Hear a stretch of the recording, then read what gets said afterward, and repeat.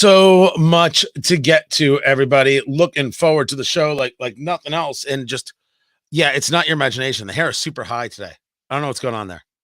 I'm not quite sure what's happening. Good to be with you. We're going to get into DeSantis getting out of the race and what we think it means. I don't know what's with the hair. It wasn't a bad haircut. It's just become one. That's weird. That doesn't normally happen. Let's get into the radio show, which is joining us right now. DeSantis out of the race. It's not what I wanted.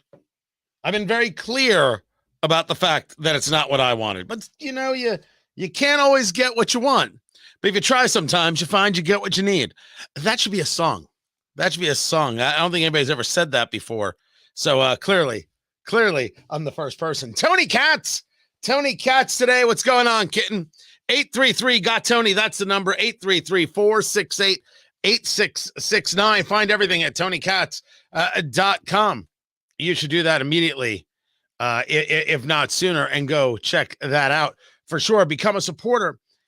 DeSantis was clear, concise, contrite in his speech, where he basically said, the people have spoken. And they said, not me. Now, following our second place finish in Iowa, we've prayed and deliberated on the way forward. If there was anything I could do to produce a favorable outcome, more campaign stops, more interviews, I would do it. But I can't ask our supporters to volunteer their time and donate their resources if we don't have a clear path to victory. Accordingly, I am today suspending my campaign. I'm proud to have delivered on 100% of my promises, and I will not stop now. It's clear to me that a majority of Republican primary voters want to give Donald Trump another chance. They watch his presidency get stymied by relentless resistance, and they see Democrats using lawfare this day to attack him. Well, I've had disagreements with Donald Trump, such as on the coronavirus pandemic and his elevation of Anthony Fauci. Trump is superior to the current incumbent, Joe Biden. That is clear. I signed a pledge to support the Republican nominee, and I will honor that pledge. He has my endorsement because we can't go back to the old Republican guard of yesteryear, a repackaged form of warmed-over corporatism that Nikki Haley represents. The days. So he's endorsing Trump and punching Nikki Haley directly in the face, and Donald Trump without missing a beat, like there was never a beef between them. Before we begin, I'd like to take time to congratulate Ron DeSantis and, of course, a really terrific person who I've gotten to know, his wife, Casey, for having run a great campaign for president. He did. He ran a really good campaign, I will tell you. It's not easy. They think it's easy doing this stuff, right? It's not easy. But as you know, he left the campaign trail today at 3 p.m., and in so doing, he was very gracious, and he endorsed me, so I appreciate it. I appreciate that, and I also look forward to working with Ron and everybody else to defeat crooked Joe Biden. We will have to get him. So Ron DeSantis is Ron DeSanctimonious. Ron DeSantis is disloyal. Ron DeSantis is all these things. Oh, he endorsed me? Love that guy. I have always loved it. Tommy, have I not? Have I not always said how much I love that guy? Oh, Paulie, you love that guy. You always I love that guy so much. What a guy. What a pal. What a guy. Have I always said it? You've always said it. Oh, you can't say it enough. Who could say it enough? Oh, politics is awesome. How could you not love this? It's like high school all over again. It's madness. It's spectacular in every single way. I come to you now with a conversation that I guarantee you're not going to hear much on talk radio. And I would also near guarantee that you wouldn't hear much in wherever you get your live stream. Of course, you can catch us on Rumble and on YouTube and on TonyKatz.com and Facebook, but Facebook sucks. So, you can go there if you choose. The Trump supporter now has to answer a question, which is what now? And I don't plan on pulling a punch, and I am not worried about whether or not I make friends. I have never worried so much about whether I make friends. I worry about whether or not the conversation is based in reality. I wanted DeSantis because I thought DeSantis was an easier lift in a general election. I still believe I'm correct about this, and I believe that Donald Trump is a very difficult lift in a general election. But I deal with reality. I deal with what is in front of me. I deal with what is presented to me. And what is presented to me is Donald Trump, right? I mean, we're not going to actually have a conversation about Nikki Haley pulling out New Hampshire and pulling out South Carolina. I don't see her winning either. Now you're going to have a conversation with me about whether or not she can overperform to a percent that gets her into Super Tuesday. Well, let's hold off on that conversation. We can get to it. I will get to it in a little bit on the radio show. I want to talk to Trump supporters who yelled at you for not supporting Trump and then yelled at you for not supporting Trump enough. Because it's not enough to just say, I'll vote for him. No. Just like you have people out there who declare it's not enough to say that you'll make the cake for the same-sex marriage. You have to celebrate it. It's not enough that you'll decorate the cake for somebody's transgender surgery. You have to celebrate it. If you are not celebrating Trump, well, then it's not enough. And if you tell me that that's not the case, I'm going to call you a liar to your face, and I am not even going to blink. Liar. Liar. Of course, we have seen that in social media and all over the place. This isn't a question of whether or not you think Trump is the right guy for the job. This isn't a question of whether or not you think Trump has been screwed over by the machine, by the deep state, however you want to call it, with, for example, these indictments. I agree with you on that part wholeheartedly. This is all election interference, all of it. And I hope Fani Willis goes to jail. Hiring her lover, as she did, the Fulton County DA, hiring her lover, I love saying that word so much, lover, as the prosecutor, paying him more than she was willing to pay other people, the vacations taken possibly on the people's dime. I wonder if they'll give her a cell next to Trump. I don't know how that works in Fulton County. All of this is election interference, every last bit of it. The Jack Smith case is election interference. You will not get me to disagree with that at all. It's wrong. But there's a fair amount of support for Trump because he's being wronged. And I believe in supporting candidates who can win. My argument being that the move towards Trump from 51% of Iowa and what we're seeing right now in New Hampshire, at least if we think the polling is accurate, I think it is because I'm utilizing this as my example piece. And everything could be off base. If 52.5%, that's what Trump had in Iowa going in. The polling said 52.5, and he got 51% of the vote. All right, that's pretty accurate. I don't believe polls. I've been burned by polls a million times, but I mean, that's close. He didn't come in at 52.5 and then win by 19, or get 19% of the vote. He won 30% of the vote, which is basically where they thought it was going to go. That's how it was seen. So I have no reason at this point to think New Hampshire is off base when Trump is ahead 13.5 points, or is it 17.5 points? Hold on a second, double check. 17.5 points. Sorry, he's up 17.5, and I don't have any reason to think that that's not the case, that he's up by 17 and a half. My question is somebody being done wrong? Should one emotionally respond to that with saying that's the candidate? Look what they're doing to President Trump. Let's go support him. That's emotional. And with all due respect, the left is what does emotional things, and I'm not interested in that. I have emotions. I save them for family. My politics is based on who gives me the best chance at the best opportunity. How do I go about getting that best opportunity to be left alone, to live my life, to keep my money, to keep my liberty? Who gives me that best shot and that best chance? Now, if you ask me if it's a conversation of Trump or Biden, of course there's no answer. There's no choice there. There's no choice. Of course it's Trump. 1,000 days. There's no real decision to be made. But in order to get there, you have to win. And confusing Trump's popularity with a vocal part of the base versus the country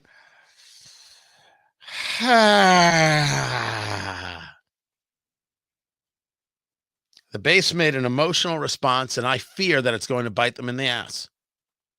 Now, I'm going to do what I do. I'm going to discuss data. I'm going to discuss facts. I'm going to compare things. I'm going to share ideas and thoughts and rationales as to why some thought processes are better than others. Some policies are better than others. Biden does not have a good policy. He doesn't have a good policy.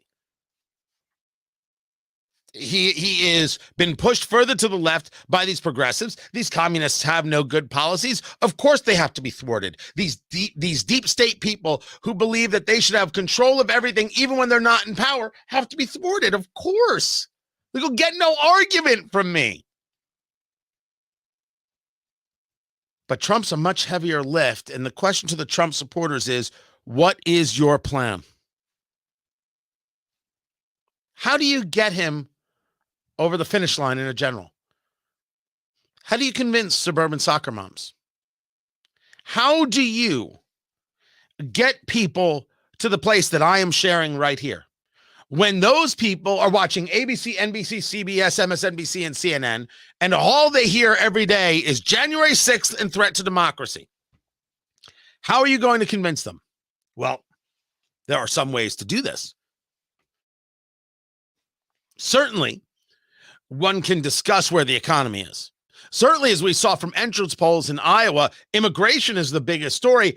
And oh, do I have an immigration story for you coming up. The southern border, where Joe Biden finally admits that there is a problem. Republicans should be striking right now with the deal to get the money to fund the border, for the technology, for the Border Patrol agents to make the changes. They should be doing it right now. Put it immediately on Schumer's desk. And when he says we're not doing this, tell Chuck Schumer, the leader of the Senate, the Democrats in the Senate, that he is not doing what it is that Joe Biden wants done, because Joe Biden admits there's a problem and a crisis at the border. He admits that the border is not secure. He said the words, I believe, answering the question of Jackie Heinrich of Fox News. The border is a story. Economy is a story. And of course, war. You understand that we're at war with Iran. Well, Iran's at war with us. We just haven't figured out how to respond yet. All of these things are extremely important things and should be discussed on the daily in order to track independents and others. But as I will discuss, and I'll get to this story, you can't even find the story about 2 Navy SEALs being missing after a raid of a ship carrying Iranian weapons to the Houthi rebels. It's been 10 days, and the rescue mission from the Navy SEALs has been changed to a recovery mission, which means they're not going to find these guys. That's what they believe. No one's talking about this story at all. There are things to discuss and address that can attract voters. But you are going up against January 6th threat to democracy. They've only been having this conversation for a year and a half.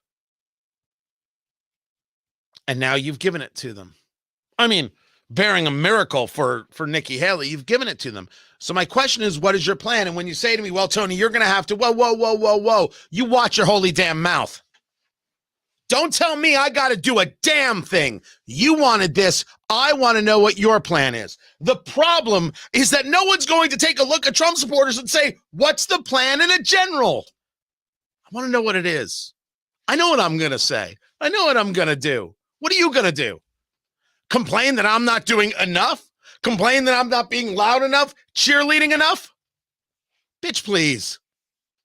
A plan, please. And I don't know if you've got it, because I don't know if there was serious thinking after we can't let this happen to Donald Trump and he's getting screwed. I agree. I couldn't agree more. I've only discussed it a million times. What's the plan? I haven't heard it yet. I haven't heard where these supporters are yet. I will give them one thing that is certainly in their favor. Man, they ain't going to move. This is the part that gets the left the most crazy. You know this by now. That the people who support Trump and Trump himself, everything they throw at him, he's like, It drives them crazy. They so don't know what to do with that. Why won't he react? Why won't he respond? Why won't he give in? Why won't he admit?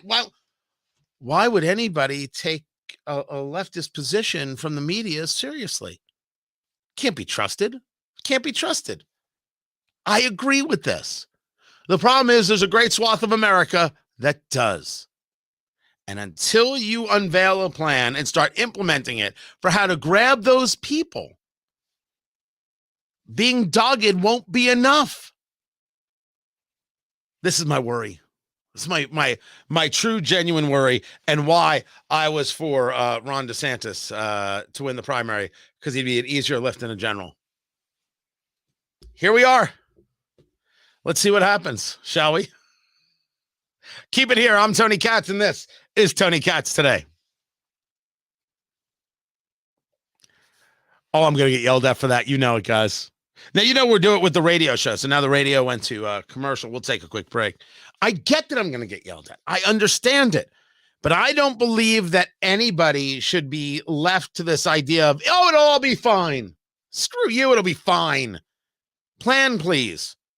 Because I can't work with 4 more years of Biden. I don't think you can either. And I don't want to work with 4 more years of whoever they replace him with, which we all agree is coming, right? Plan. That's all I want is a plan. Keep it here, guys. We'll be right back.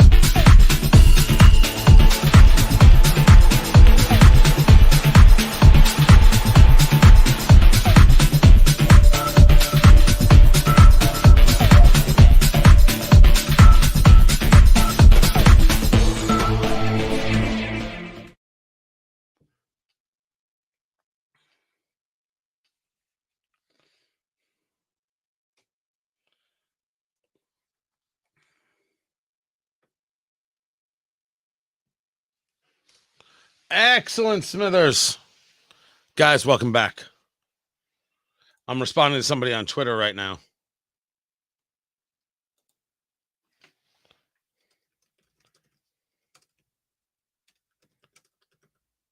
Sorry, guys.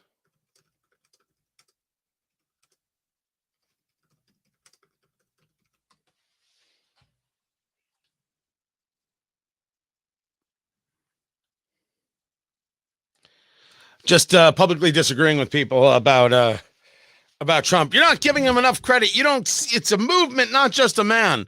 None of that matters. What are you talking about? You have to win.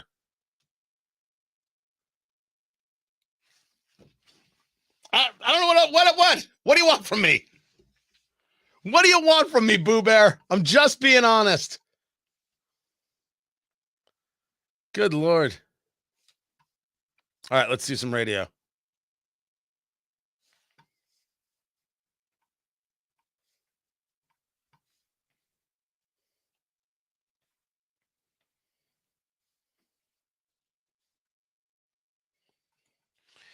It was Dave Rubin who had posted this imagery about migrants on a plane. Tony Katz today. Good to be with you. Find everything at tonykatz.com. And it was this photo saying non-U.S. citizen document validation using CBP-1 technology. That's the Border Patrol app. Notify the TSA officer that you are a migrant. The TSA officer will take a photo. Optional. If requested, provide your alien identification number or biographic information and follow officer instructions. And then it reads, you may decline to have your photo taken. And the point was, can I get on a plane without photo ID? Can any of us, American citizens, us low-life plebes, can we get on a plane without photo ID? But someone here in the country illegally, they can? It's fine? So this is now making the rounds. And you've got Chief Clem, former retired Customs and Border Patrol section chief, who I've had on the show before, talk about the bad optics of this. Well, bad optics is beyond the point here, although I would agree with him. There's a real weird thing that happens with this administration where they are very much in favor of illegal immigrants having rights and American citizens having to be afraid. This is no way to run a country. None. Zero way to run a country. Yet we see it time and again that this is the way that the left sees it. That somehow you and I should live in fear. As a matter of fact, if we should not be nice to a TSA agent, you'll hold us up. You won't let us fly. There'll be no fly list. Lord only knows where you're going to put the blue glove. Moon River. But if you're here illegally, here's the welcome mat, and here's this, and here's a couple of bucks. You don't need a photo. We'll put you in a place. Why is that? Why is it that the person here illegally is treated with respect and the citizen is treated like they are in the way? And why would anybody want this? Why would anybody value this?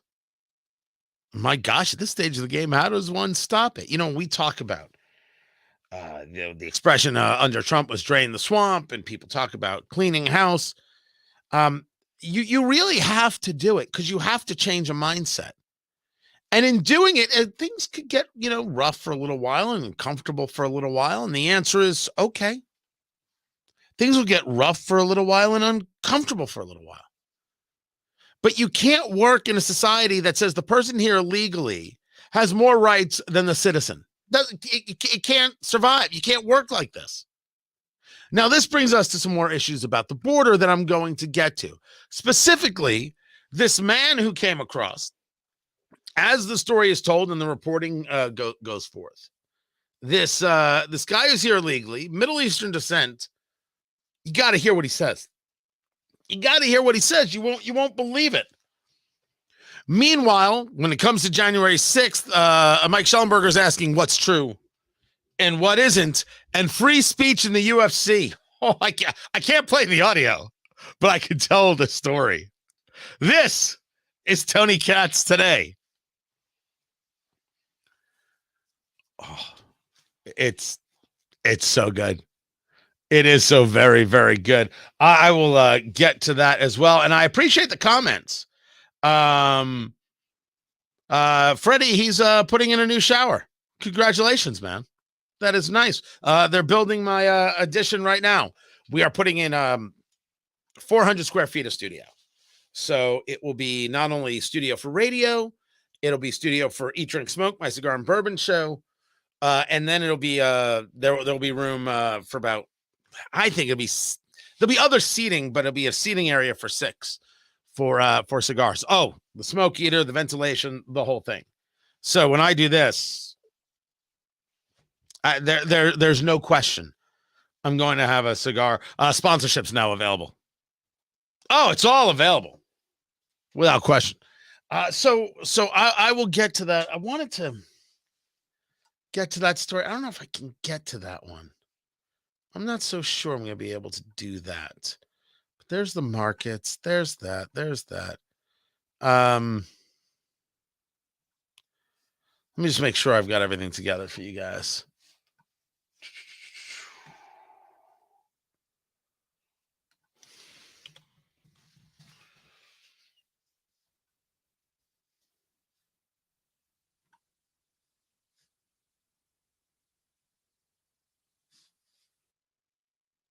Okay, that's not the story.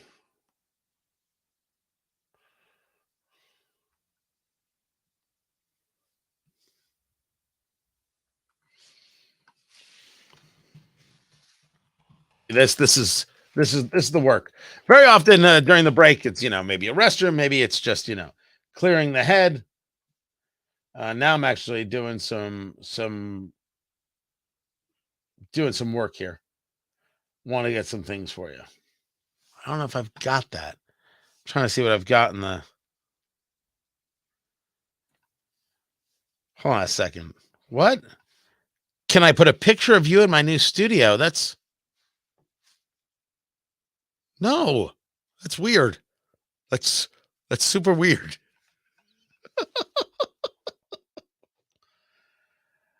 Okay, I can do this.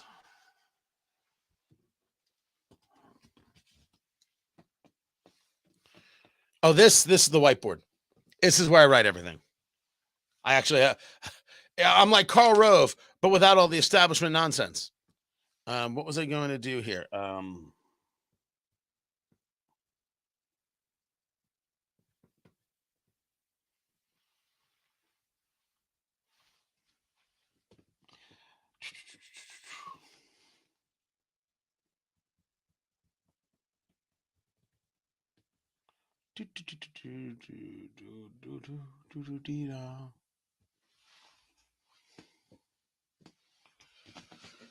Okay, now I got it together. If you've got a question or a comment, you can let me know. You can do it at Rumble, or you can do it over at Facebook, which sucks, or YouTube. Feel free.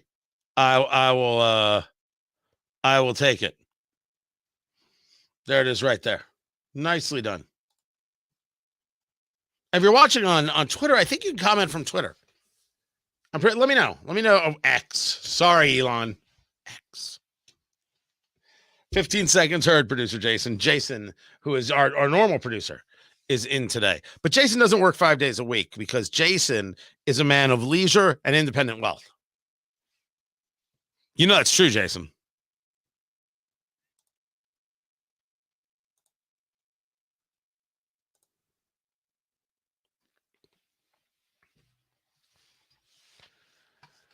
The mayor of Denver is a Democrat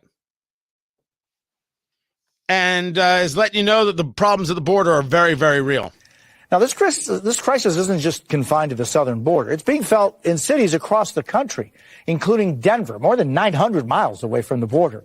Nearly 38,000 migrants have arrived in Denver since Texas began busing them there in December of 2022. With us now is Denver Mayor Mike Johnston. Mayor, it's always great seeing you. I thank you for your time. Just wondering, what kind of an impact is the migrant humanitarian crisis having on Denver?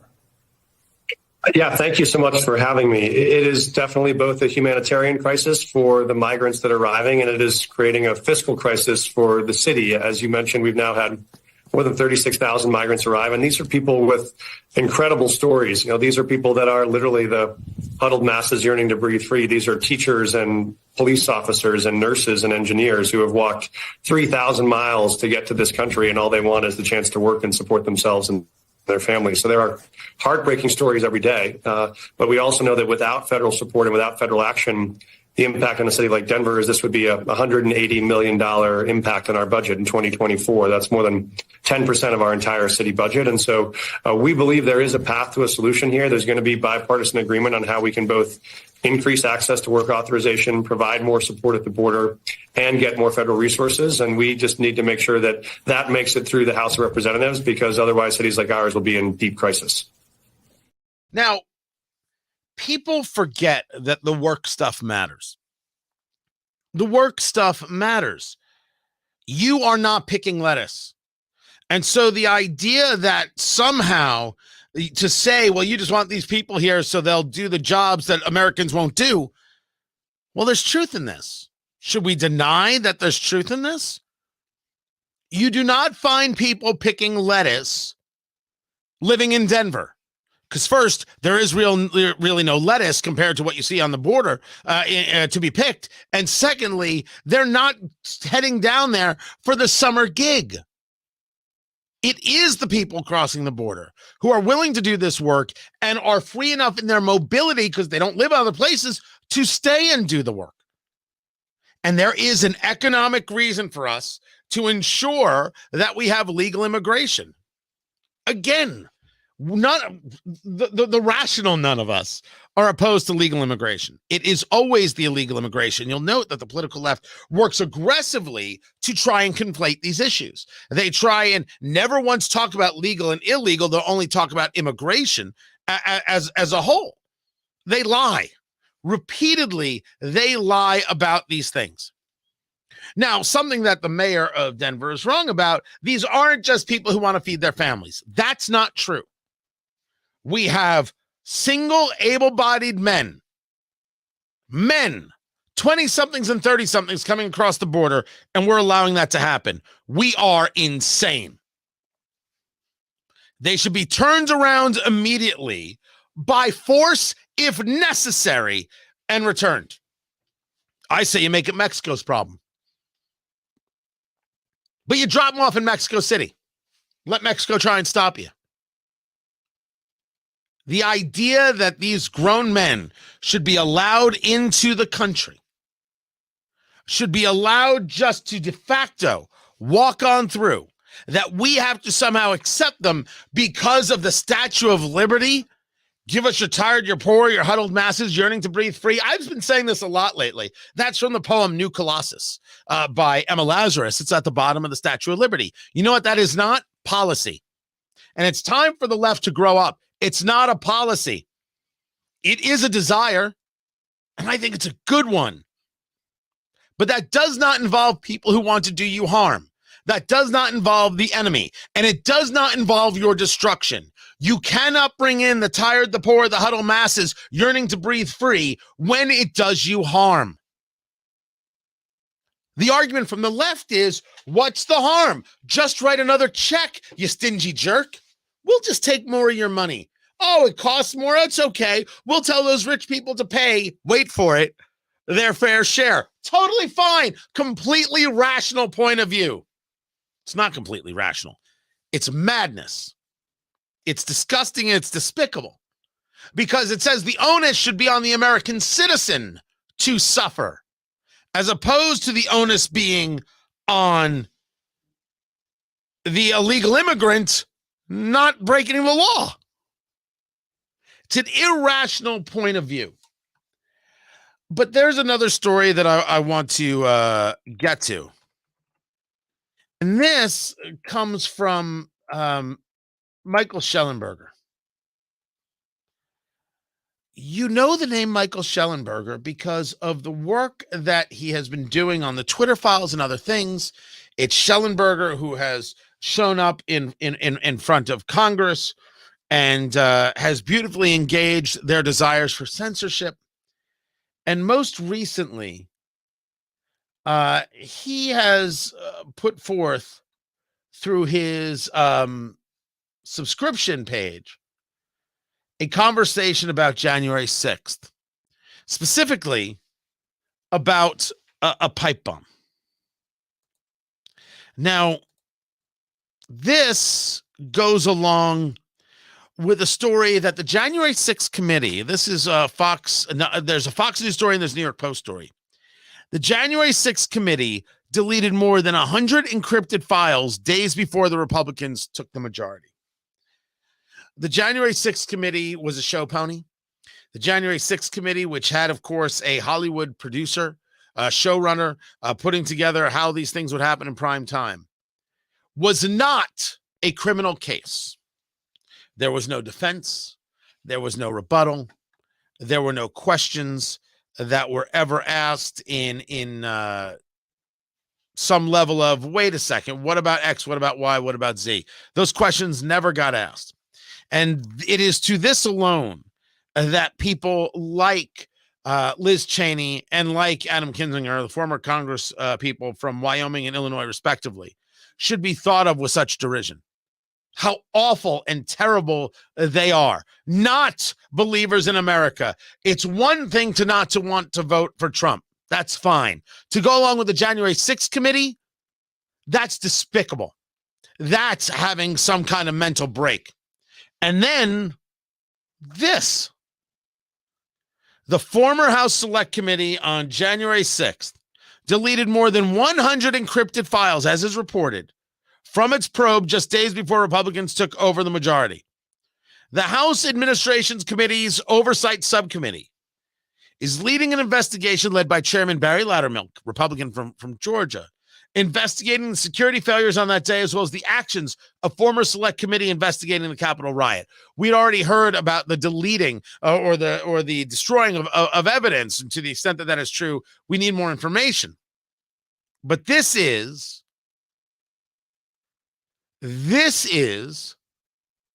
the purposeful elimination or attempt to eliminate evidence to keep Republicans from knowing what really happened. So narrative can be pushed and not facts. And for that, Liz Cheney and Adam Kinzinger can go to hell. I don't know how else it's supposed to be said when you're a guy who is on terrestrial radio. And I'm not so sure I want to be the guy who says it the other way because, you know, one should have a soul. But holy hell. You deleted, you erased, everybody took a page from Hillary Clinton. They got the bleach bit and they wiped it, you know, with a cloth. They did all the things. And we're supposed to believe that everything's on the up and up. And oh, by the way, believe in the institutions. And oh, Trump started an insurrection. Look what you've done. Look what you've done. This brings us back to Michael Schellenberger. He's the author of Apocalypse Never. He's the author of San Francisco. That's it. I knew I could do it. And he has a subscription service on the Twitter box. He charges $9 a month. You can decide to get it or not. I don't work for the man, and I'm not here to tell you what to do. He has a story. The story goes, a bomb nearly killed Vice President Kamala Harris on January 6, 2021. This, according to the FBI. We had heard this, that there were bombs on January 6th. Schellenberger continues, but now the former FBI official who oversaw the investigation said it couldn't have. In fact, the bomb appears to have been a hoax created by and covered up by the FBI and the Secret Service. Now, if you ask me with whom I would side, the FBI or Michael Schellenberger, the answer is Schellenberger every day of the week and twice on Sunday. It's not even a debate. I would believe Schellenberger's versions of events, and I would believe without question his reporting over some statement from Merrick Garland, the Attorney General. Let me give you an example of Merrick Garland here. This is Merrick Garland talking about the Jack Smith case against Donald Trump. What we have to do is show by the acts that we take that we're following the law, that we're following the facts. The prosecutions that you're talking about were brought last year, and the special prosecutor has said from the beginning that he thinks public interest requires a speedy trial, which I agree with. You agree with that? I do. And the matter is now in the hands of the trial judges to determine when the trials will take place. The department has policies about steering clear of elections. Let's talk about speedy trials. Jack Smith wants a speedy trial. Let us go to the 6th Amendment to the United States Constitution, shall we? In all criminal prosecutions, the accused shall enjoy the right to a speedy and public trial by an impartial jury of the state and district wherein the crime shall have been committed, which district shall have been previously ascertained by law, and to be informed of the nature and cause of the accusation, to be confronted with the witnesses against him, to have compulsory process for obtaining witnesses in his favor, and to have assistance of counsel for his defense. You have the right to a lawyer. You have to know what you're being accused of. You have a right to defend yourself. The first part of that, of course, is the story. In all criminal prosecutions, the accused shall enjoy the right to a speedy and public trial. The accused, not the prosecution. Who gives a good holy damn if Jack Smith wants a speedy trial?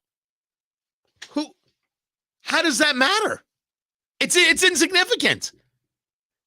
If the defendant wants a speedy trial, well, then the defendant gets a speedy trial. But the defendant feels that there's an advantage to delay. That's part of the defense. You may not like it, but that doesn't matter either. This is the Attorney General completely bastardizing the Sixth Amendment and flat out lying in an interview. These are the people I'm supposed to believe? Nah, I'll believe Michael Schellenberger. Now, I have made the decision to pay the $9. And someone can let him know that I'm doing it right now. I'm actually on the site right now. $9. Boom. Am I paying more for that than my than when I'm paying for X? Because I'm one of those verified people. Because I was like, I paid for it. So I'm subscribed. I'm paying the $9. Michael, better damn well be worth it. By the way, does paying for it get me interviews? I don't know how this works. Now I want to know. I'm going to dig into every part of it. It is clear that to trust the FBI, to trust the DOJ is a fool's errand. To trust these politicized group, these politicized people engaged in these politicized activities is indeed a fool's errand. Lies about January 6th? Well, we're starting to see that already. And yes, there was a riot that took place. And no, I don't mind that there are people in jail from that riot. Now, people in jail who aren't treated properly, who don't get access to lawyers, who don't get access to doctors, who are in solitary confinement, absolutely not. But people who broke the law or engaged in acts of violence, you don't have an issue with them being charged. People who got welcomed into the Capitol, they did nothing wrong. Nothing wrong.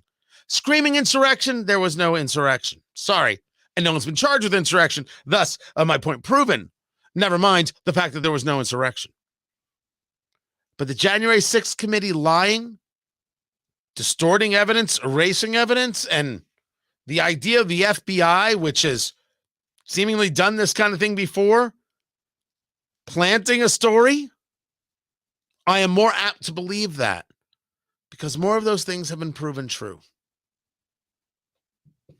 I subscribed. I'll share the story.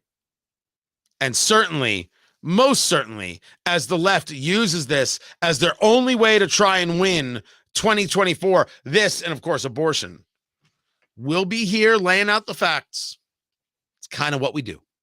I'm Tony Katz, and this is Tony Katz Today.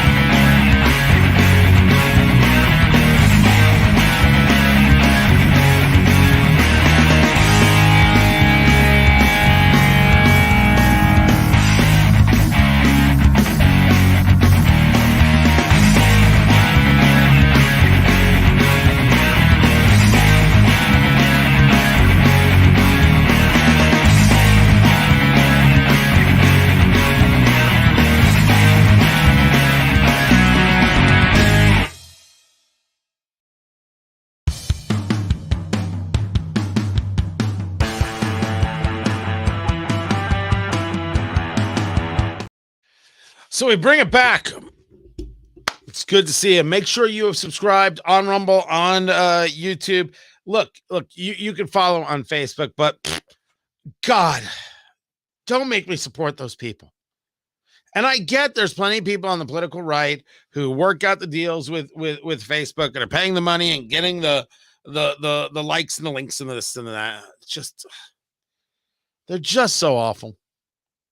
I mean, I've thought about moving this all to Twitter, just making it all on X. What are we doing?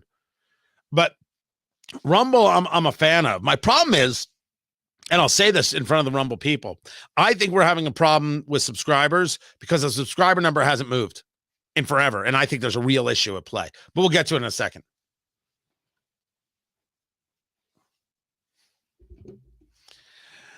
The race will be over by tomorrow night. That's one of the comments I got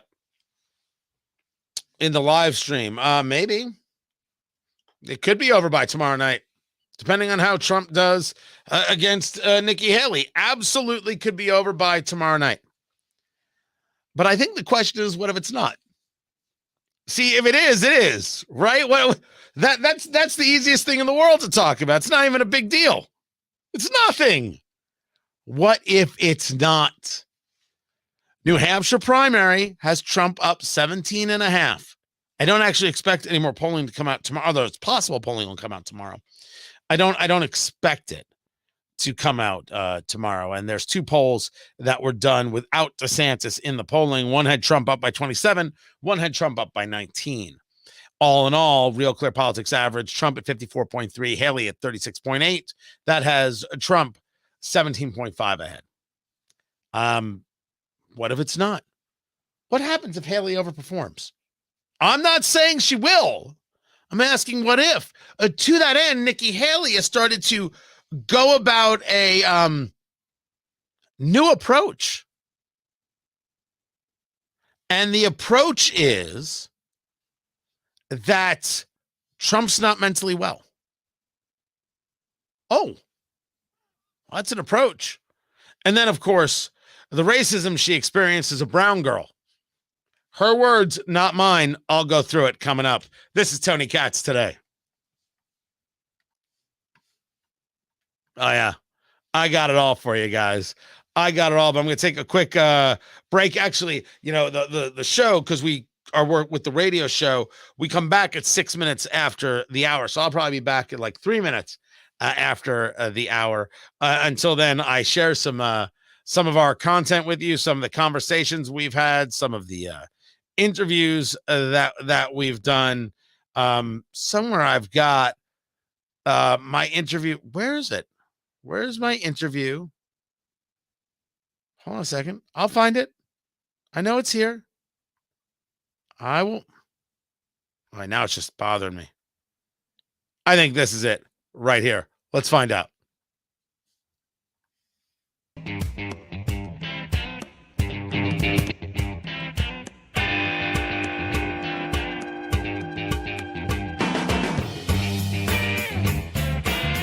What is the strategy to beat President Biden in a primary, considering that the Democratic Party has stated that no debates? We heard this from Simone Sanders on MSNBC not too long ago. No debates, so no chance for you to engage in this conversation. So what do you think the move point, the pivot point is for Democrats? Well, what are you asking? Are you asking what is my kind of path to victory? Correct. Well, I think that it's unfortunate that the president is not going to debate. I think this is a time in our nation's history when so many people are feeling like the system is rigged against them and that the electoral system is also rigged.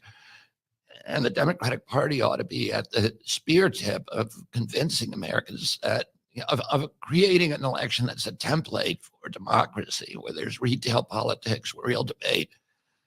And that we're not like the Soviet Union, where the party picks the candidates. But I still think that there are ways around that. I mean, I've spent many years, almost 18 years, being censored by the mainstream media, and particularly the last 3 years of blanket sort of wall-to-wall censorship. But we figured out ways around that. We've figured out ways to communicate with people that are not dependent on the mainstream media. And some of that is, when my uncle ran Tony in 1960, television was a new invention.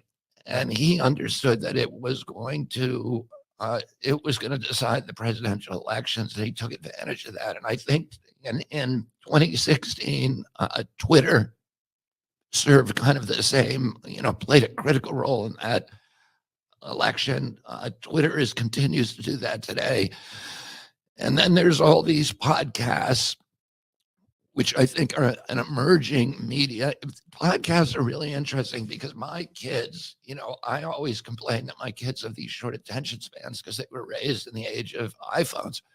Right. And that anything that doesn't give them this immediate intensity quickly, that they lose attention, lose patience for. My kids, who I have 7 kids who are between 19 years old and 35 years old. And all of them listen to podcasts. They'll sit for 3 hours and listen to, Sam Harris or Jordan Peterson or Joe Rogan. But not Tony Katz? They're not listening to Tony Katz? And yes, of Savagery. course, totally Tony Katz. Savagery. Just getting to that.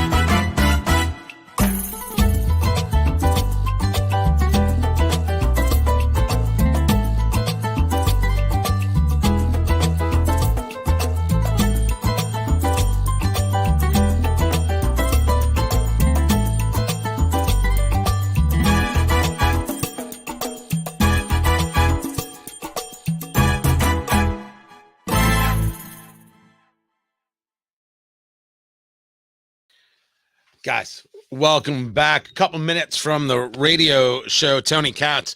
So the radio show is Tony Katz today. So right now, we air across Indiana. We're in 3 markets in Indiana and certainly trying to grow. And the plan is to try and grow as much as possible. I'm always very, very honest about these things. And if you don't know me from the radio side, this might be interesting to you or not, or maybe a wow. I don't know. The syndication in this time slot is super difficult. It's super difficult because you're up against not only real competition, which is fine by me, it's how the competition works, right? So you've got Clay and Buck, for example, doing great work, but that is an iHeart station or show, and it's on iHeart stations, and they own the stations. That's where it goes. And of course, you got Dan Bongino, and he's with Cumulus Westwood, and Cumulus owns stations. That where that goes. And then you've got a bunch of other people in this. Dana Lash is in the noon to 3. Todd Starnes is in the noon to 3. You've got a lot of people in a lot of places. How does one find one's place? Maybe they do, maybe they don't. And it has nothing to do with whether or not you're good at this, bad at this, or anything else. Just reality. Just reality. So, people like what they've got, and you got to convince them to want to change. You think you have a funnier show, more insightful show, this, that, the other. People change for all sorts of reasons. So it's a lift. It is a big, big lift to try and get this done, but here we are. And I'm not a guy who gives up so easily. I think we've got something to offer and something pretty damn great. But as for the live streaming, I have kind of pushed away from this and have for years. There's nothing to push away from.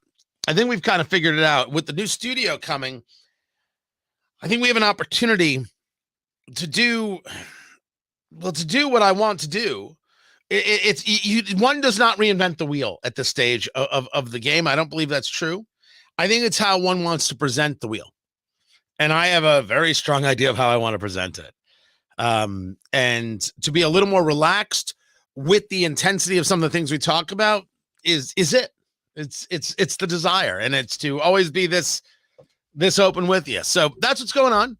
We're joining the radio show now, which is in progress. And so the theme song is playing through. One day I'm going to figure out how to make sure you can hear this and really meld it together. But right now, things are going well. The stream's going well. We'll get to the show.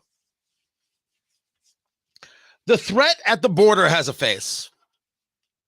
Now, it's not that we didn't know that there was a threat at the border. We didn't know that there were people that we could point to and say, that's a problem.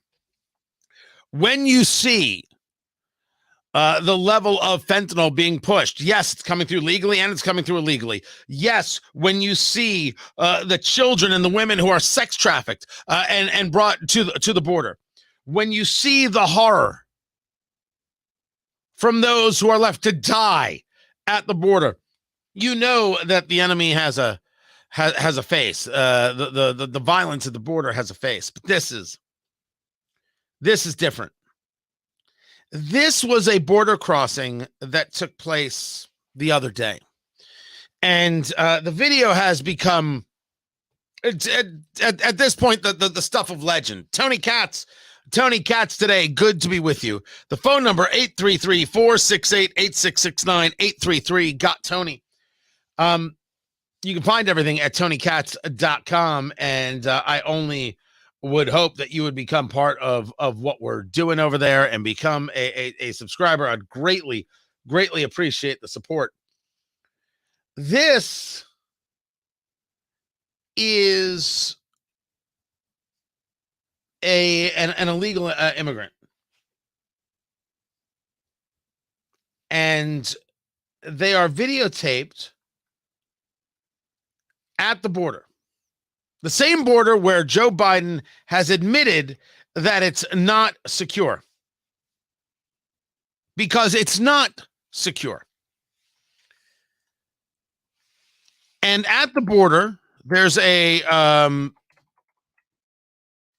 reporter, I guess you could say. And he's taking video of people. And this reporter comes across this guy, tall guy, jeans, t-shirt, jean jacket. And this guy is brash and brazen. He's not a guy who looks afraid or concerned or the newness, his right hand's in his pocket. This guy could not be more casual, like he is on a street corner waiting for friends before he goes in the local bar. And with this casualness in responding to a reporter, he starts saying, you don't know who I am? And then it gets to this. If you are smart enough, you will know who I am. But you are really not smart enough to know who I am. But soon you're going to know who I am. Very easy. If you are smart, you would know who I am. But you're not smart, so you don't know who I am. But you'll know who I am soon? I mean, do we need to hear this again? If you are smart enough, you will know who I am. But you are really not smart enough to know who I am. But soon you're going to know who I am. Very easy. But soon you're going to know who I am. Very easy is what he said. May I give you the face of illegal immigration in the United States? Thus, to the mayor of Denver, Colorado, to members of the squad who want to tell me its family's looking for a better life, stop talking. It's a threat to children across America. And I don't know why Representative Ocasio-Cortez or Representative Ayanna Pressley or Representative Jamal Bowman don't care about children. Then again, these are the same people who will say nothing about Hamas, but only want to attack Israel, even though we now have photographic evidence of the tunnels in Gaza where children were kept where? Israeli children, the hostages, were kept in cages. You see, if it's a cage at the border, bad, unless it's a cage that's run by Biden, in which case silent. But if there's a cage in Gaza run by Hamas where they keep Israeli children, the squad thinks it's perfect.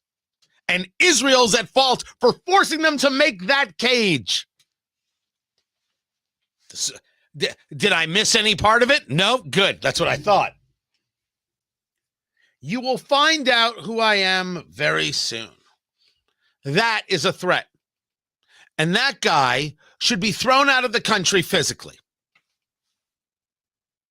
And if Joe Biden were serious about border security, he'd throw him out physically. And these NGOs, these non-governmental organizations, or others who say, no, he's claiming asylum, he has rights, go to hell, throw him out, let them sue you, let them sue. Who are they to be in charge of anything? This video should be played for every suburban soccer mom. Should be paid. I want to play it especially for the liberal white women, because honestly, at this stage of the game, there is nothing more problematic than a liberal white woman. Oh, my goodness gracious. Liberal white women are going to be the death of us. They're so easily guilted. They're so easily manipulated. They're so rabidly confused. You have a guy walking in, a full-grown male, saying, you will find out who I am very soon. And you think, it's just how they speak in his country. You're so afraid of being called a racist. You're so afraid of being called a bigot. You are so absolutely fearful of someone calling you a name that you've lost all connection and concept of reality. That is a threat. And it's a threat against your kids, liberal white women. So, in just a theory, do with it what you will. Grow up and deal with the situation. And don't vote for people who say that guy somehow has more rights than your 15-year-old daughter or your 22-year-old son or your 9-year-old kid. Don't vote for those people. But you'll keep voting for those people because you're going to feel guilty because they're going to guilt you. And as a liberal white woman, you're going to buy into that crap. Now, admittedly, I have not yet gotten an email about this yet, right? No one has emailed me to say, Tony, I can't believe you said that. I'm a liberal white woman. How dare you? Like I'm sexist or just remember, you can always email me, Tony@TonyKatz.com. TonyKatz, Tony@TonyKatz.com. But I want to make sure that I'm clear about this. liberal white women are guilty. They are. Liberal white women are guilty of allowing themselves to be manipulated by people who want to do them harm. And they're willing to let their children get hurt and their families get hurt under the guise of doing something nice, sweet, kind, and decent. There is nothing nice, sweet, kind, and decent about letting somebody into the country who says, you're going to know my name soon. This isn't a 12-year-old at the foot of their bed staring at posters of musicians saying, I'm going to be a star one day. You'll know my name soon. That's not what this is. Anybody who says otherwise is out of their head. This is a threat. I am the same guy who says that we need to ensure legal immigration allows for our economic growth by ensuring the labor issues that we have are satisfied. And of course, we should be letting people in to work in the United States without question. Remember, the border is not a one-size-fits-all. It's like the people who scream, well, you build a wall and everything's taken care of. That's not how this works. That is absolutely not how this works. Building of the wall is only a part of a multiplicity of things to do, including border technology, including more people, including better policy for who we let into the country and who we do not, for how we treat Mexico, for not treating us like an ally and a friend. There's a multiplicity of things at play. And one of those things is throwing a guy like this out of the country. If you are smart enough, you will know who I am. But you are really not smart enough to know who I am. But soon you're going to know who I am. Very wow. Huh. By the way, he sounds like a guy totally grateful to be in the United States. Governor Greg Abbott of Texas was asked on Fox Business by Maria Bartiromo about this video. So I'm so happy that a video surfaced because there's an argument that we've made at the United States Supreme Court because we have one or two cases in the Supreme Court as we speak right now against the Biden administration about illegal immigration. And as the court weighs and considers our defense against the Biden lawsuit, they have to consider whether or not there is an invasion going on. I have asserted in court that there is an invasion going on in the United States of America, and that videotape typifies why there is such an invasion. Now, I think he said that last part wrong. It doesn't typify why there is an invasion. It proves my argument about an invasion. The invasion conversation really does get people nutty, right? And where does it come from? Allow me, and feel free to do the search for yourself.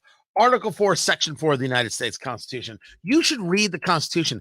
It's fantastic. Page turner, kids. Page turner. Article 4. This is from the Cornell Law School, law.cornell.edu. I'm amazed they still believe in law at Cornell. I mean, sure, we've got William Jacobson who teaches there, but man, that campus is messed up. Here is Article 4, Section 4. Now, the article discusses full faith and credit being given to each state, to public acts, records, and judicial proceedings of other states. The citizens of each state shall be entitled to all privileges and immunities of citizens in the several states. And it talks about how new states are admitted to the union. And here's Section 4. The United States shall guarantee to every state in this union a republican form of government and shall protect each of them against invasion and on application of the legislature or of the executive where the legislature cannot be convened against domestic violence.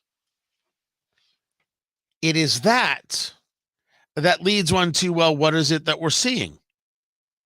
What is it that we are witnessing here at the southern border? Right? The United States shall guarantee to every state in this union a republican form of government and shall protect each of them against invasion. Is Texas not right that they are being invaded? Well, this is what New York says now. This is what New York says, what Chicago says. They're the ones having to deal with this, that all of these illegal immigrants that Governor Greg Abbott of Texas has brought to them. Well, this is an onslaught. We can't keep up. We can't keep up financially. They've said everything but invasion. Their belief is Texas should just take it and shut their mouths, and then they can just scream how they're a sanctuary city and how much they care. Turns out they don't care as much. Turns out they don't care that much. Governor Abbott's point about invasion is one that is, in my view, is valid. The fact that it is not a standing army in some kind of uniform with an insignia is inconsequential. But don't tell me that this video doesn't matter when we know that Hamas, via Iran, who we are at war with, the only people who don't know it are the Biden administration, are trying to sneak people into the southern border. We know that China, I was at the border, grown men, Chinese nationals, 2 feet away from me, with my own eyes saw it. We're letting grown men into the country. We're insane. We're letting Chinese nationals into the country. You have no idea who is connected to the Communist Chinese Party. This is a maddening proposition. Our job is not to plan for our own demise. This is madness. This is a sickness. This is twisted. So when the governor describes it as invasion, the governor is accurate. The governor is absolutely accurate when he does such a thing. So now is, what do we do? Now the question is, what do we do? Well, certainly one can argue the vote, but one should be very supportive of Governor Abbott and sending these people everywhere, because he has made the southern border, the violence against American citizens, the lawlessness, he has made it the top story in America. And we need to solve it before it does more damage to us. I've got more on this to get to. Keep it here. I'm Tony Katz, and this is Tony Katz Today.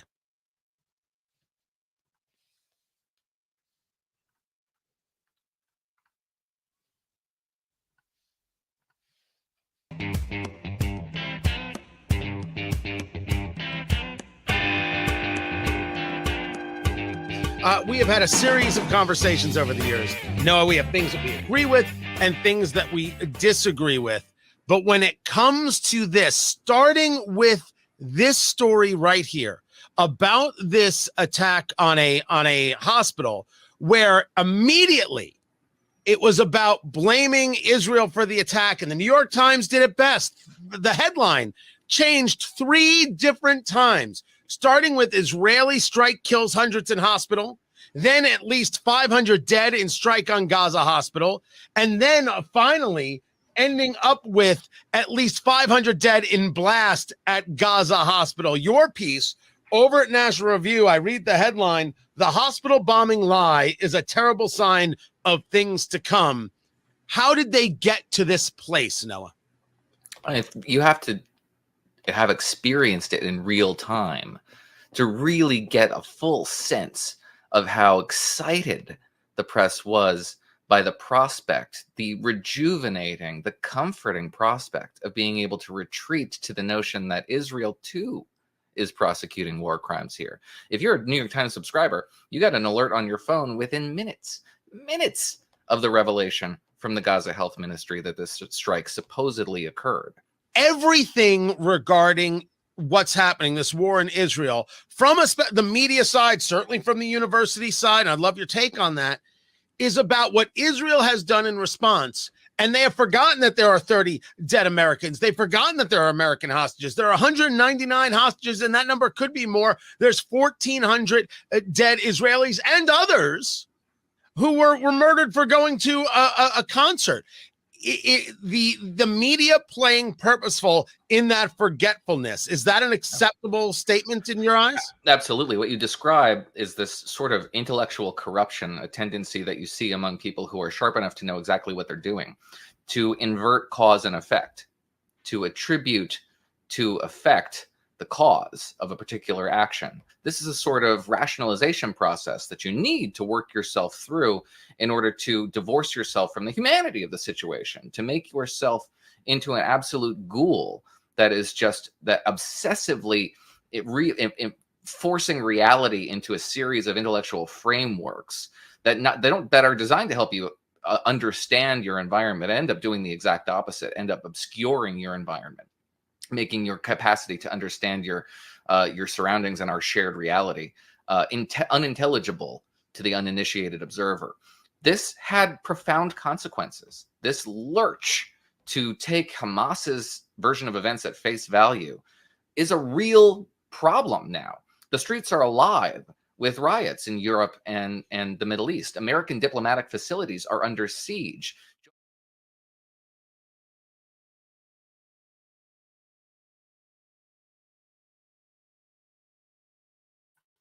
Welcome back, guys. Good to see you. We'll be back to the show in just a little bit, man.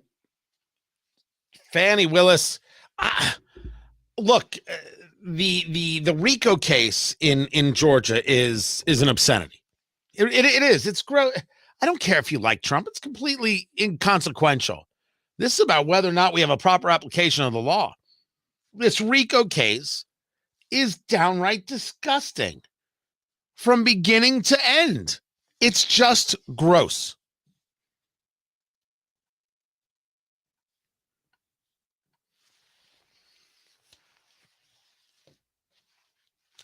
The RICO case is disgusting against Trump. There's no other way to put it. And Fani Willis, the Fulton County DA, she is one questionable person.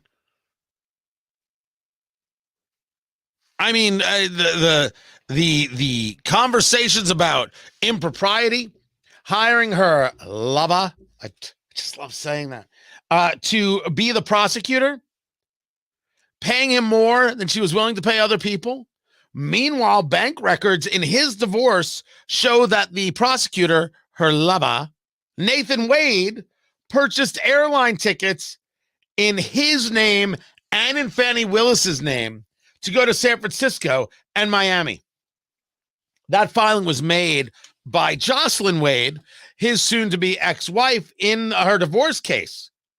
Credit card statements in the filing bolster the allegation of a romantic relationship between Wade and Willis. She hired the guy. She was, I believe now, producer Jason, you'll tell me whether or not we could say this on radio right there. I believe she was at this time stooping her lover. That is good. That's okay. I'm okay with stoop. Yiddish will never let you down, people. It's the language of the future, I tell you. That's what was happening. I'm pretty sure there are rules about hiring somebody you have sex with, and those rules were established by the #MeToo movement. Oh, nobody's making this connection yet, are they? Well, allow me to be the first, Boo Bear. I was told by the Me Too movement that one was not allowed to have dominion over, power over, control over an underling, and also have some type of intimate relationship with them. Am I saying it right? Intimate relationship. Would that be acceptable to say? I don't think you have to laugh about it, Vice President Harris. I'm just trying to use the right terminology. You can't decide somebody's future and then say, hey, how would you like to you can't do that. You can't. I was told by the Me Too movement that was very, very wrong. Shame on you. And that's exactly what Fani Willis has done here. And if you listen to the mainstream press, Okay, people, move along. There's nothing to see here. except Okay, there is. people. Oh, okay, that's enough. I've had enough from you, Officer Barbrady. There is something to see here. The question of this is, of course, part one, what does this mean for her in being able to prosecute this case? But I think that the story, of course, has to dig into the fact as to why Nathan Wade, that's right, lover of Fani Willis, why was he in the White House twice before charges came forward? There are two things going on here at the same time. Definitely this conversation about how involved was the White House in charges against the former president of the United States. It's absolutely all election interference. You will not get me to say no. I'm down with that in terms of understanding what it is. But how come nobody is discussing this Me Too movement concept? Why is this not coming up? I think this is a tremendous part of the story. I think this is a massive part of the story. I don't think we should let it go. And I want to know why women are okay with this kind of abuse of men. This is Tony Katz today.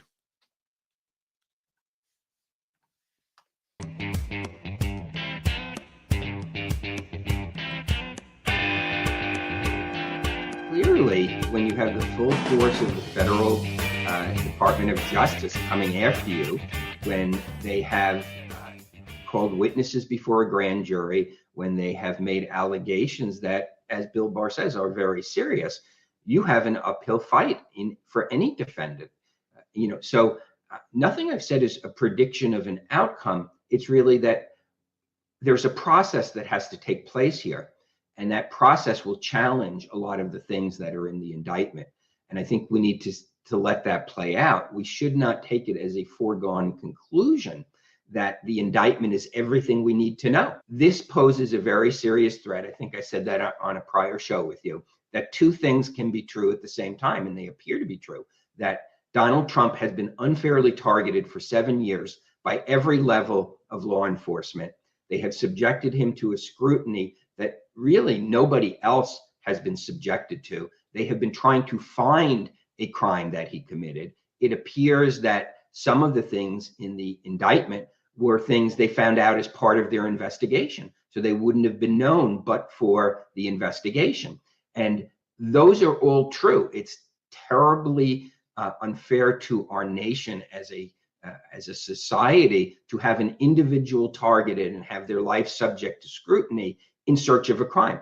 At the same time, we live in the real world, and we live in the reality that whatever the feds found by virtue of that politically tainted investigation, they found. The evidence is going to be it. And some of it, and many people have commented on this, is that Donald Trump appears to have handed them what they've been looking for 7 years. The whole purpose of indicting now is to see how much pressure you can put on him, how much you could squeeze him to give up this, that, and the other. This guy is the sacrificial lamb to trying to get Trump. I mean, from an outsider looking in, holy cow, is that an ugly thing to do to a guy?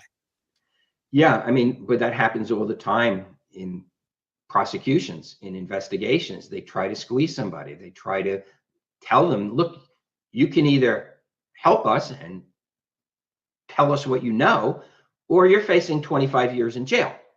And 99.9% of people will succumb to that pressure. Happens all the time, whether it's good or bad, ethical or not. It happens all the time. It's the choice defendants have to make. So it seems to be, they don't really want to put, Trump's body man who moved boxes in jail. Maybe they do want to, but that's not the point of this whole indictment. The point is to get him to flip, to get him to give them more than they already have. And the fact that they felt the need to name him and to indict him and to try to flip him may be an indication they need a little bit more than they actually have.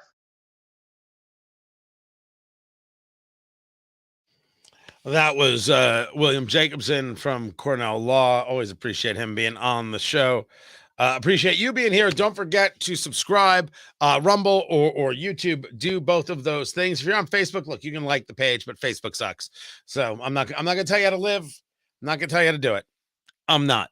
And also follow on the Twitter. Do I have to put that on there? Let me put this. Right there it is. So there you can follow on X. I'd appreciate it if you do that. That'd be great. We're gonna come back to the show, back to the radio, any second now, and we'll get this going.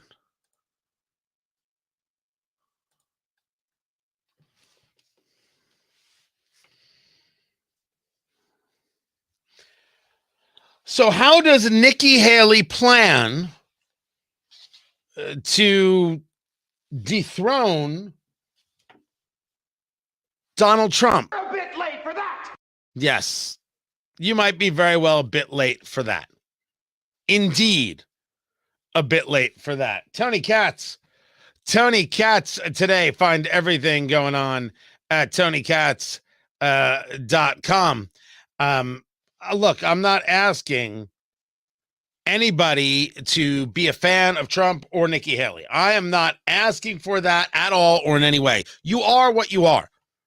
And in this world, in my world, I'm not asking for a fealty to a candidate. As a matter of fact, I find fealty to a candidate to be weird. To a philosophy, to a constitution, that's different. I'm a policy guy. I like policy.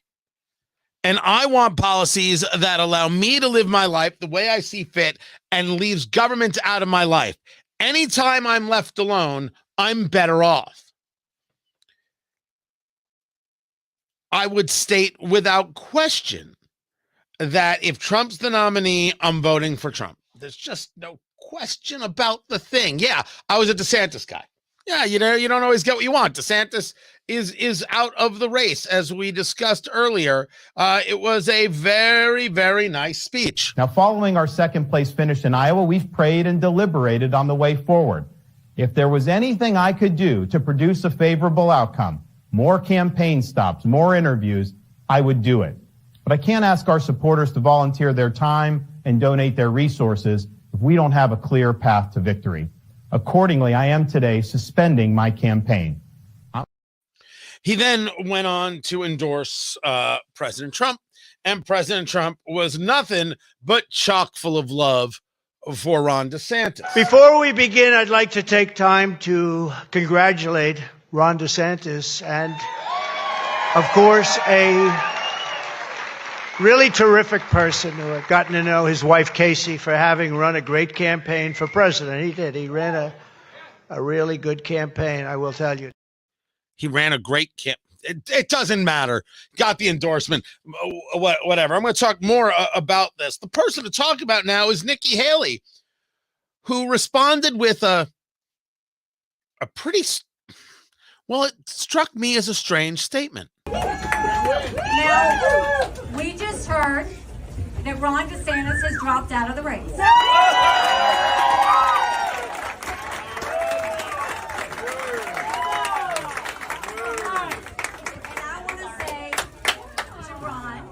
He ran a great race. He's been a good governor, and we wish him well. Having said that, it's now one fella and one lady left.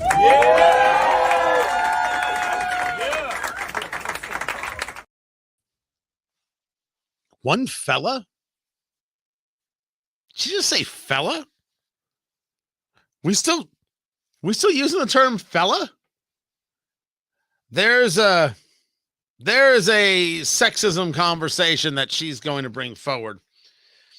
As I said, if Trump is the nominee against Biden, assuming we're using the belief system right now that it would be Biden, which is, of course, hysterical. Yes, we understand, Vice President Harris. Very funny. Haley is doing some other things. Haley is trying to engage a conversation about Trump's fitness and also trying to appeal to a subject that not only can't get her anywhere in a primary, it can't get her anywhere in a general. It's a mistake. And while the first mistake, I can understand why she goes in this direction, but she can't win the battle. The second mistake may very well be unforgivable. The first is that Nikki Haley is questioning whether Donald Trump is mentally fit. I'm not saying anything derogatory, but when you're dealing with the pressures of a presidency, we can't have someone else that we question whether they're mentally fit to do this. Now, if you tell me, well, that was just one and done, I will tell you, oh, no, it wasn't. If you look recently, there have been multiple things. I mean, he claimed that Joe Biden was going to get us into World War II. I'm assuming he meant World War III. He said that he ran against President Obama. He never ran against President Obama. He says that I'm the one that kept security from the Capitol on January 6th. I was nowhere near the Capitol on January 6th. But, Margaret, you don't be surprised if you have someone that's 80 in office. Their mental stability is going to continue to decline. That's just human nature. We know that. What I'm saying is, first of all, you're talking about somebody who's only going to be in office 4 years. Secondly, you're talking about someone who continues to, I mean, look, I don't know if he was confused. I don't know what happened, but it should be enough to send us a warning sign that if you look Joe Biden, he's very different than he was 2 years ago. Are we really going to go into a situation where we have wars around the world and we're trying to prevent war and we're going to have someone who we can or can't be sure that they're going to get confused? That is, in any other situation, a good tactic. Her problem is that the Biden administration came out and made fun of Trump for this gaffe where he confused Nikki Haley with Nancy Pelosi. So much so that they created a video montage of screw-ups of Donald Trump. Now, I've argued on the show that this is an issue, that this is a thing. It's serious. It's real. You better damn well believe that I am an ageist. Absolutely, age has an effect on how I vote. Age has an effect on whether or not I let you drive a car. Age has an effect on a number of things. I've been watching my own parents for a while now. I am telling you, age does matter. And people who are like, how dare you? Whatever. Call me an ageist. I'm going to sleep fine. It's factual. I didn't say that these people were indecent. I didn't say make them Soylent Green. I said there's a conversation about whether or not people of a certain age could be president of the United States. Rational conversation by rational people. That's what I'm into. But the idea that the Biden administration came out with this, and they put out a whole video montage about this. I thought I had it. I'll see if I can find it and play it. I don't know if we have the time to play it, but I'll try. This takes away from the conversation Nikki Haley's having. Because what it does, de facto, is say that Nikki Haley is taking on a Biden talking point, just proving even more that she is under the thumb of the Democrats. The fact that there is a legitimate conversation to be had about mental acuity, age, and both candidates is taken away. Here it is. I was able to get it up. This was MSNBC talking about it, Morning Joe, which used to be the intellectual morning show, and now is just pathetic. But they happened to show the video here. Okay, and as Lemire pointed out, President Biden's campaign drew attention to Trump's mistake, writing on X, Twitter, I don't agree with Nikki Haley on everything, but we agree on this much. She is not Nancy Pelosi, and posting this video montage. Last night, Trump is at a rally. You know, Nikki Haley And he's going on and on mentioning me multiple times as to why I didn't handle January 6th better. Nikki Haley is in charge of security. We offered her 10,000 people. They don't want to talk about that. I wasn't in office then. They're saying he got confused. You have voter ID to buy a loaf of bread. You have ID to buy a loaf of bread. What? What is? I'm driving over a road where it's almost all paper. And you can see paper. I know paper. I know cans. But all the time now we see whales washing up on shore because of the wind. Our veterans don't have cell phones, do they?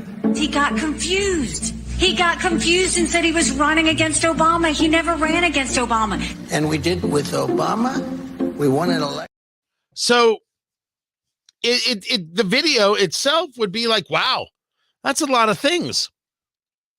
But the Biden campaign can't put this out and get us to buy into it. What are you, insane? The Biden team is going to tell us that Trump is not mentally fit? You can't sell this to anybody. This was Tammy Duckworth, the senator who is one of Biden's co-chairs, campaign co-chairs. Listen. Well, I think that it's about freedom, right? It's about protecting democracy, but protecting freedoms. And one of our freedoms is the right to control our bodies and control our reproductive cycles. Also talking about the right to the freedom from student loans, the freedom to walk down the streets and not have to worry about being targeted. The freedom from student loans is equivalent to the freedom of bodily autonomy, meaning the right to kill babies. These people are out of their heads. It's ridiculous. And thus, Nikki Haley loses this high ground argument that she wants to have about Trump and his mental acuity. There's simply no place for her to go with this. The Biden administration took it away from her, probably because they would like to face Donald Trump. I'm assuming that's where they would rather be, at least based on the polling. But then Nikki Haley did something I don't think anybody saw coming. In an interview, she told a story about being teased as a kid for being the brown girl. Now, Nikki Haley is Indian. Nikki is a nickname, but she's had it since birth. And the people who are like, oh, you don't use your real name, those people are pathetic. She uses a nickname. My real name is Anthony. I've gone by Tony every day of my life. It's because I'm ashamed of my Italian heritage. I'm Jewish. I'm not Italian. Now you're going to tell me I'm ashamed of my Jewish heritage for not going by my Hebrew name. It's a ridiculous thing to say. But this Nikki Haley, this is what you're going with? We were the only Indian family in our small southern town. I was teased every day for being brown. So anyone that wants to question it can go back and look at what I've said on how hard it was to grow up in the deep South as a brown girl. Anybody can look at my record and see when Walter Scott was shot down by a dirty cop, how I made sure that the Walter Scott family didn't suffer because we put the first body camera bill in the country in place.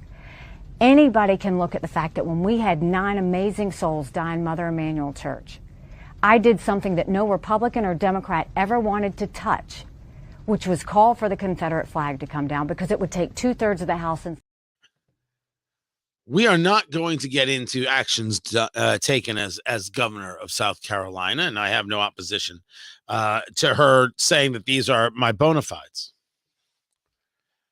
You were teased as a brown girl. I'm sorry, that doesn't connect. As a matter of fact, that is seen as a Hail Mary, a desperation. That is almost that is a surrealism. Now, I'm not going to doubt that there could have been a kid who said a thing about Nikki Haley and her parents, etc. Things happen every day. And now I'm supposed to look upon this as something that shows what a deep understanding you have. Every day, of my being a kid, and it wasn't even every day, but it was a fair amount of days, I was teased for being the fat kid. You know what I learned? I could do something about being the fat kid. Now, I learned it late, but I did learn it. And I certainly learned that not everybody was interested in my weight. Some people were actually interested in something I had to say, and I had friends and everything else, and it was totally fine. What is that supposed to prove? What is it supposed to mean? Is it supposed to be some homage to, oh my gosh, what a bigoted country? When I was 17, I had taken a trip to Israel with a youth group. I spent 6 weeks in Israel. Incredible. And sadly have not gotten back. There was economics issue, timing issue. I was supposed to be back right when COVID hit. I would like to be going, more often, as I'd like to do a lot of travel more often. I got back from this trip to Israel to learn, as my parents told me the story, and I only saw the remnants, that somebody had on our front lawn in Middletown, New Jersey, chemically, it seemed to be, burned 2 swastikas into our lawn, one on each side of the lawn. And my parents called the police and this and that. Some local news media came out, but they would only do the story if my parents would go on air. My parents were like, yeah, we're not doing that. That just wasn't their style. That happened. And never once did my parents say to me, Tony, America's a really anti-Semitic country. Never happened. Never came up like that. That there were people out there who hated Jews, sure. That there were morons, schmucks, losers, idiots, absolutely. That the country was bigoted and terrible? No. Was that every day? Of course not. I've got like 4 stories from my growing up. Maybe more than some, but not as much as others, but certainly not every single day. This is the argument that Nikki Haley wants to go with. Hey, I'm just like you because I've also been a victim.